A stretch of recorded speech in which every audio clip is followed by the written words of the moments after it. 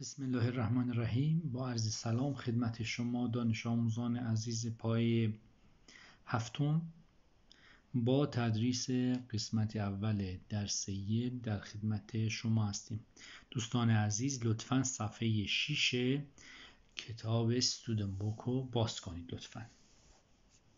درس 1 Lesson 1. درس 1 عنوان درس My name هست. My name یعنی اسم من. My به هر چی اضافه بشه میشه مال من. My book کتاب من. My car ماشین من. My name اسم من. My class کلاس من. My student دانش آموز من. My به هر چی اضافه بشه میشه مال من. حالا اینجا گفته my name یعنی اسم من. مکالمه روی این کار میکنه که چجوری اسم یه نفر رو بپرسیم و اگه از ما اسم ما رو پرسیدن به چه شیوهی ما پاسخ بدیم. مکالمه بین معلم و دانش آموزهای کلاس هستش. خب مکالمه رو شروع میکنیم. معلم وارد کلاس میشه، میگه Hi class. دانش آموزها هم میگن Hello teacher. Hi و hello هر دوتا به معنای سلام هست. برای احترام و برای بزرگترها hello بهتره. Hi بزرگترها برای کوچکترها و یا اینکه شما با دوستاتون میتونید از های استفاده کنید. هر دوتا به معنی سلام هستش ولی hello رو برای احترام بیشتر و حالت رسمی تر داره. های کلاس میگه سلام کلاس، یعنی سلام به همه شما بچهای کلاس. دانش آموزها هم خب جواب سلام آقا معلم رو پاسخ میدن، میگن hello teacher، میگن سلام آقا معلم. ایشون هم تشکر میکنه، میگه thank you یعنی متشکرم. thank you. thank به معنای تشکر کردن. you از شما. sit down میگه بشینید. sit down میگه بشینید. please لطفاً. I'm your English teacher میگه من معلم انگلیسی شما هستم. من معلم انگلیسی شما هستم تو این محدوده. خب My name is میگه اسم من. حالا این بار آقا معلم اسم خودشو میگه. میگه My name is اسم من احمد کریمی. اسم من احمد کریمیه. اسم من احمد کریمی هست. Now حالا You tell me شما به من بگید Your names اسامی خودتان را. Your یعنی مال شما، اسامی خودتون. Your دقت بفرمایید دوستان. Your یعنی مال شما. Your names یعنی اسمتون رو بگید. What's your name میگه اسم شما چیه؟ What's your name. برای اینکه اسم یه نفر رو بپرسیم از این جمله استفاده میکنیم. میگیم What's your name اسم شما چیه؟ خب دانش آموز شماره 1 که بلند میشه میگه اسم من My name is. دوستان این ایزی که اینجا میبینید دقت بفرمایید. این ایزی که اینجا هست معنی است هستش. My name is اسم من هست. خب اسم ایشون چیه؟ علی محمدی. میگه اسم من علی محمدیه. حالا معلم میگه علی حالت چطوره؟ برای پرسیدن حال یه نفر میگیم How are you. How are you علی. How are you علی یعنی علی حالت چطوره. How are you. How are you یعنی حال شما چطوره. How یعنی چطور. are هستی. you شما یعنی شما چطورید، حالتون چطوره علی. خب علی هم میگه ممنون، خوبم، ممنون. fine یعنی خوبم. thank you ممنون. میگه خوبم، ممنون. بعد آقا معلم تو جمله بعدی میگه از یه دانش آموز دیگه میپرسه and یعنی و. دقت بفرمایید دوستان. and یعنی و. What's your name؟ اسم شما چیه؟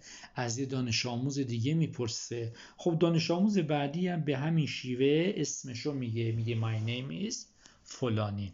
خب یه بار دیگه بدون ترجمه میخونم، تلفظا رو دقت کنید لطفاً. Hi class، سلام کلاس، یعنی بچه های کلاس سلام. Hello teacher، thank you، sit down please. Thank you, sit down please. I'm your English teacher. My name is Ahmad Karimi. Now you tell me your names. What's your name? My name is Ali Muhammadi. How are you, Ali? Fine, thank you. And what's your name? My name is، میتونه هر اسمی باشه اینجا. دوستان مکالمه رو با ترجمه ای که گفتم تو دفتر یادداشت بفرمایید. هدف از این نوشتن ها بهبود املا و عادت کردن به نوشتار زبان انگلیسی هستش. حالا برید صفحه 7. تو صفحه 7 دو تا تمرین داریم. اولی گریتینگ یعنی از چاق سلامتی، احوال پرسی، سلام علیک کردم. گریتینگ رو دقت بفرمایید، اینجا هست. greeting یعنی احوال پرسی. دقت بفرمایید، احوال پرسی رو داریم ما. خب سلام کردن رو داریم ما. گفتیم هم های میشه سلام، هم هلو. جواب سلام هم سلامه، های های، هلو هلو. دقت بفرمایید، پس جواب سلام کردن تکرار اونه. خب های علی، های رضا، سلام علی. طرف مقابلم میگه سلام رضا. هلو مریم، هلو کیمیا. گفتیم های و هلو هر دوتا با هم مساوی هستن، ولی گفتیم هلو رسمی تر و مؤدبانه تره، های هم غیر مؤدبانه نیست البته. خب میریم قسمت سفید رنگ. اینجا احوال پرسیه How are you؟ یا میتونید بگید How are you today؟ Today یعنی امروز. How are you یعنی حال شما چطوره؟ How are you today یعنی امروز حالتون چطوره؟ فرقی نمیکنه بالایی با پایینی. خب وقتی که یه نفر از شما میپرسه حال شما چطوره، 5-6 روش داره.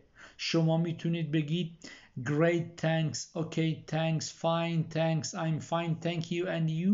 سو هم داریم.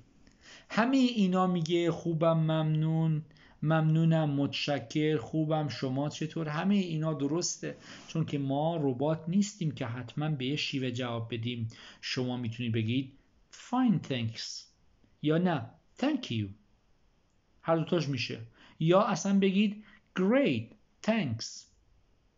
معنیاشون چیه؟ ببینید fine thanks یعنی خوبم متشکر.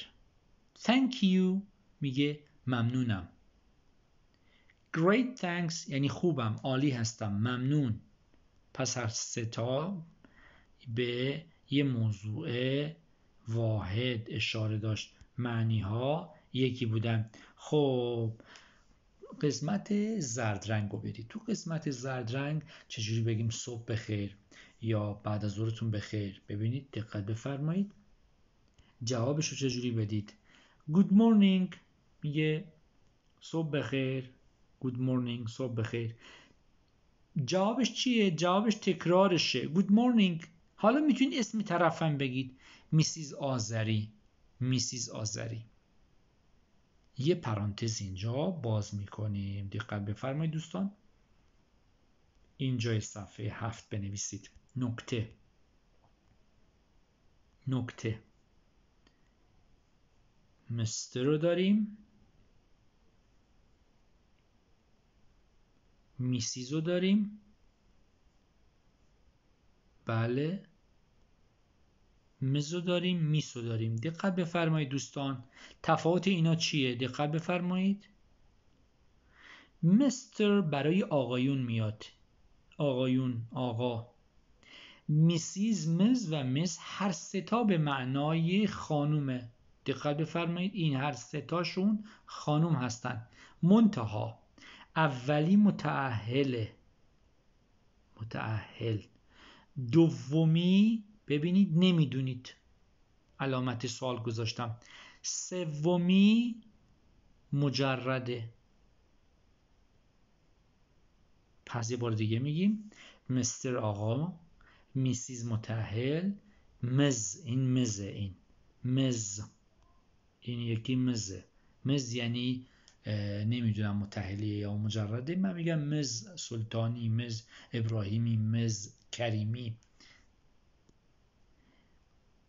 میس، میس شما میدونید اون خانم مجرده، میگید میس، دختر خانم دوشیزه، میس، این مجرده. بالایی میسیز، منظورم این بالایی ها دوستان عزیز. میسیز متأهل، مز نمیدونید، میس مجرد. این هم نکته‌ای بود که مهمه دونستنش، لازمه دوستان عزیز. خب گود مورنینگ میگه صبح بخیر. گود مورنینگ میسیز آذری. دوستان یادتونه چی گفتم؟ مز چیه؟ بله مطمئنم تشخیص دادید. میسیز، میسیز چیه؟ برای خانم، آفرین، متأهل میاد، توضیح دادیم دیگه. خب دوستان عزیز میریم مورد بعدی. Good afternoon. Good afternoon، بعد از ظهرتون بخیر. Good afternoon میس منیری. میس چیه؟ ببینید این میس. بله مطمئنم که تشخیص دادید، توضیحات گفتیم. میس برای خانم های مجرد میاد. همه اینها ادب و احترام میرسونه دوستان عزیز. خب بله مورد آخر میریم. مورد آخر Good morning، صبح بخیر. Good morning Mr. احمدی. صبح بخیر آقای احمدی. دیگه برای آقایون مجرد و متأهل زیاد ملاک نیست. برای همه آقایون ما از لقب مستر استفاده میکنیم. خب دوستان عزیز بریم تمرین بعدی. در تمرین بعدی اسم یه نفر رو چجوری بپرسیم، یا اسم کوچیکش، یا نه تنها ما بیایم فامیلی طرف رو بپرسیم. خب توضیح دادیم، گفتیم برای پرسیدن اسم یه نفر از سوال ثابت What's your name، اسم شما چیه. خب طرف هم اسم کوچیکش رو میگه My name is Ali یا I'm Ali. هر دوتا درسته دوستان عزیز، هر دوتا درسته. My name is Ali یعنی اسم من علیه. I'm علی یعنی من علی هستم، فرق نمیکنه، هر دوتاش گفتیم یکیه. خب قسمت سبز رنگ. حالا میپرسیم What's your first name؟ first name چیه؟ first name یعنی اسم کوچیک. میگه What's your first name؟ اسم کوچیک شما چیه؟ طرفم گفته مینا. What's your first name؟ اسم کوچیک شما چیه؟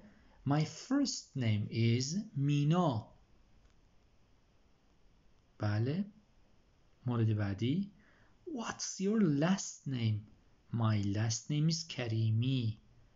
last name، دقت بفرمایید، last name فامیلی. My last name is کریمی. خودتون میدونید کریمی فامیلیه.